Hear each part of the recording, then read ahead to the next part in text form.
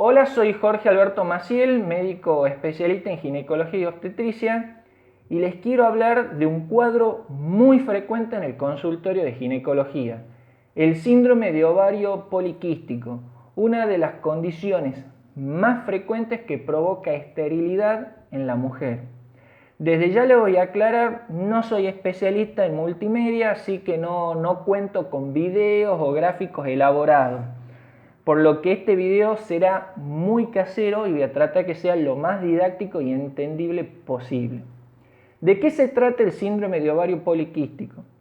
Se trata de una alteración hormonal, de una enfermedad hormonal endocrino. Endocrino tiene que ver con todo lo vinculado a las hormonas que se producen en el cuerpo. ¿Y qué son las hormonas? Las hormonas son proteínas que se fabrican en órganos denominados glándulas y que van a actuar en un lugar distinto a la glándula donde se producen. De pronto la glándula tiroides, que está en la parte de adelante del cuello, produce la hormona tiroidea que va a actuar en el resto del cuerpo y que cumple como función ser acelerador del cuerpo.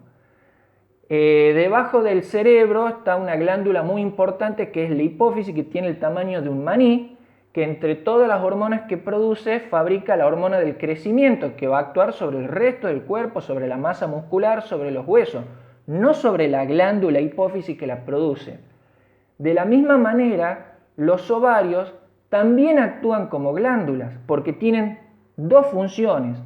Por un lado, liberar un óvulo cada mes, que es la célula que la mujer aporta para dar origen al embrión. Ese embrión que se constituye a partir de su unión con el espermatozoide en el proceso de la fecundación.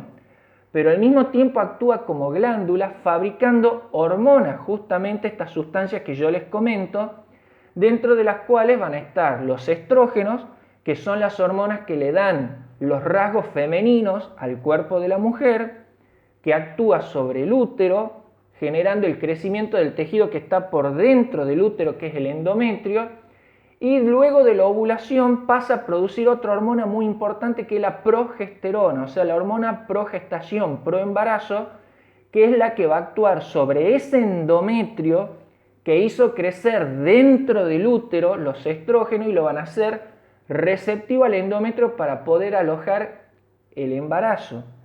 Sin embargo, no es la primera hormona la que produce el ovario, refiriéndonos a los estrógenos. La primera hormona que producen son los andrógenos, las hormonas masculinas. Sí, la mujer también produce hormonas masculinas, pero, gran detalle, hay una enzima, una proteína, que va a transformar esos andrógenos, esas hormonas femeninas, esas hormonas masculinas, en estrógenos, que son las hormonas femeninas, y después también en progesterona. El problema que genera toda esta situación de síndrome de ovario poliquístico es que esa enzima, esa proteína que genera la transformación de andrógenos, hormonas masculinas, a estrógenos, hormonas femeninas, está disminuida en mayor o menor grado dependiendo de cada paciente. Y eso provoca un exceso de hormonas masculinas dentro del ovario. Ese exceso de hormonas masculinas dentro del ovario provoca que el crecimiento folicular y la ovulación se desarrollen de manera desordenada. Y esto se lo voy a explicar muy sencillo. Ustedes imagínense que en el ovario los óvulos, que son las células que la mujer aporta para generar el embrión, no están solos, están dentro de unas bolsitas que se llaman folículos. Esas bolsitas son chiquititas, microscópicas, y en un momento determinado del mes van creciendo. Hay un grupo de folículos de estas bolsitas que van creciendo, y de ese grupo hay una bolsita, un folículo que llega hasta los 2 centímetros y medio y se rompe como si fuera un globo, genera justamente un corte en el ovario y libera el líquido que tiene el óvulo. Y ese óvulo luego es atrapado por la trompa del útero, y dentro de la trompa ese óvulo se va a juntar con un espermatozoide, va a formar un embrión, y ese embrión al sexto, séptimo día va a llegar al útero, se va a implantar, se va a pegar en el útero y ahí va a seguir el embarazo. ¿Cuál es el problema? Normalmente ustedes van a tener algo como esto. Este es el ovario y ustedes van a ver el óvulo como el puntito que está dentro de cada círculo, y ese folículo va creciendo, creciendo, creciendo hasta que llega a ser grande y libera el líquido con el óvulo. Sin embargo, lo que pasa en las pacientes con ovario poliquístico es esto que pueden ver acá abajo. Se produce la acumulación de varios folículos a medio desarrollar, donde no llegan a los 2 centímetros y medio, pueden llegar a tener 5 milímetros de diámetro, 6 milímetros de diámetro, y se van acumulando en el ovario y llevan a que el ovario pueda tener un tamaño mucho mayor de lo habitual. Para darle una idea, esos folículos pueden tener, como les dije antes, 5 a 6 milímetros, pero se acumulan tanto en el ovario que un ovario que normalmente puede alcanzar los 6 centímetros cúbicos, 8 centímetros cúbicos de volumen, puede llegar a alcanzar 15 o 20 centímetros cúbicos de volumen. O sea, el ovario puede llegar a tener el triple de su tamaño, y obviamente ese ovario grande a la paciente le puede generar dolor pelviano crónico, molestias durante las relaciones sexuales y también molestias durante la menstruación. ¿Por qué no? Porque algo que creció más de lo debido. Ahora, estas bolsitas que yo les mostré no son quistes. En este caso, que es el caso del ovario poliquístico, no son quistes, sino son folículos a medio desarrollar. Quiste es una denominación que se le da a los tumores líquidos, a los tumores benignos líquidos. Esto ni siquiera es un tumor, son varios folículos a medio desarrollar, y eso es lo que da una de las características del ovario poliquístico, la presencia justamente de esas imágenes líquidas en el ovario, y aparte en la ecografía se va a ver que el ovario es más denso, mucho más blanco. Ahora, la otra característica que ya se las mencioné es el exceso de hormonas masculinas en la mujer, el exceso de andrógeno. Eso se puede evidenciar de dos maneras. Se puede evidenciar en el cuerpo de la mujer porque la mujer va a tener exceso de vello corporal, que es lo que se denomina hirsutismo, acné, que es la aparición de granitos, seborrea, piel grasosa, la caída de cabello. Yo, como soy hombre y tengo más andrógenos que una mujer, tengo vello corporal, caída de cabello y piel mucho más grasa que la piel de una mujer. Sin embargo, algunas mujeres pueden no tener estas manifestaciones corporales, pero cuando uno le hace un análisis de sangre, esos andrógenos, esas hormonas masculinas están aumentadas en cantidad. Y esta característica, el incremento de hormonas masculinas, el incremento de andrógenos, es el rasgo más importante de los 3 rasgos que le voy a mencionar del síndrome de ovario poliquístico. El tercer rasgo, ¿cuál va a ser? Bueno, ustedes pónganse a pensar que este ovario no es lo mismo que este ovario que es el normal. ¿Y qué es lo que falta acá? Esto, el folículo que está por ovular, el folículo que llega a alcanzar los 2 centímetros y medio de diámetro y se rompe para liberar el óvulo. Acá son folículos inmaduros que no llegan a ovular. ¿Y qué es lo que sucede?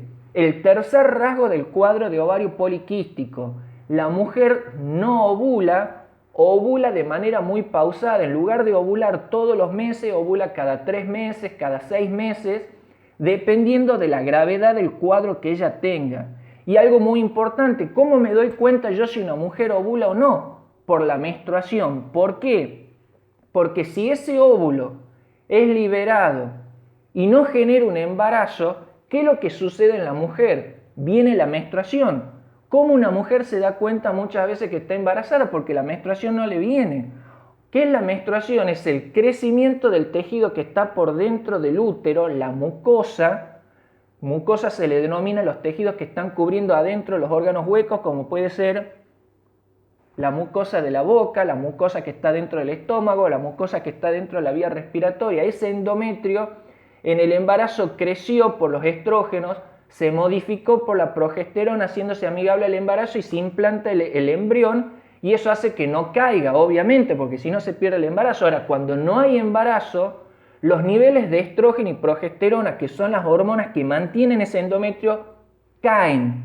Y esa caída de los estrógenos y la progesterona produce la caída del endometrio mezclado con sangre. Y eso es la menstruación, el endometrio con sangre.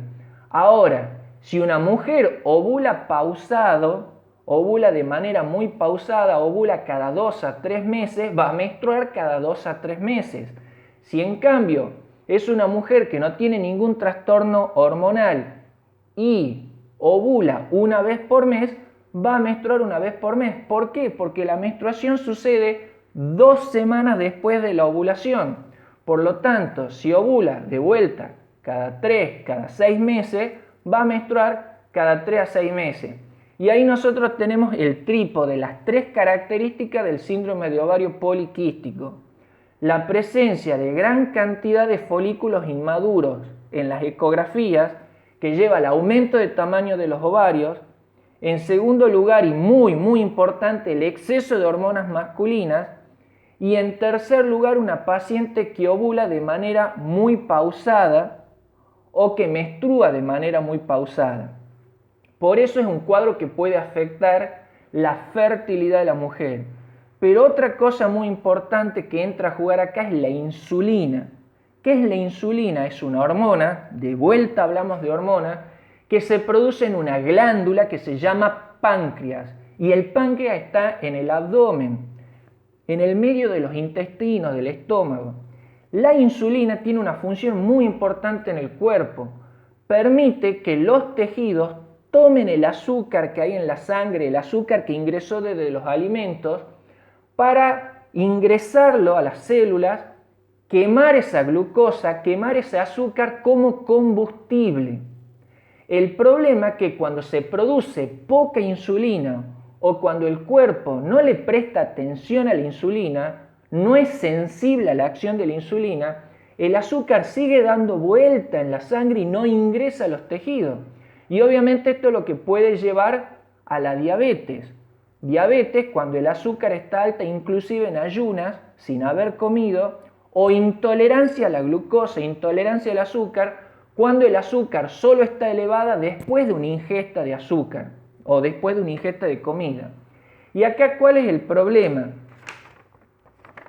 Esta insulina, que tendría que actuar en el hígado para que el azúcar se almacene, o que tendría que actuar en el músculo para que ingrese y el músculo la utilice como combustible y permita contraerse, permita que el brazo se mueva, no ingresa a estos tejidos porque hay una resistencia a la insulina. El cuerpo no es sensible a la insulina. ¿Y qué es lo que hace el páncreas? Produce mayor cantidad de insulina para tratar que le den bolilla. Y sigue sin entrar al hígado, sigue sin entrar al músculo como corresponde. ¿Y qué sucede?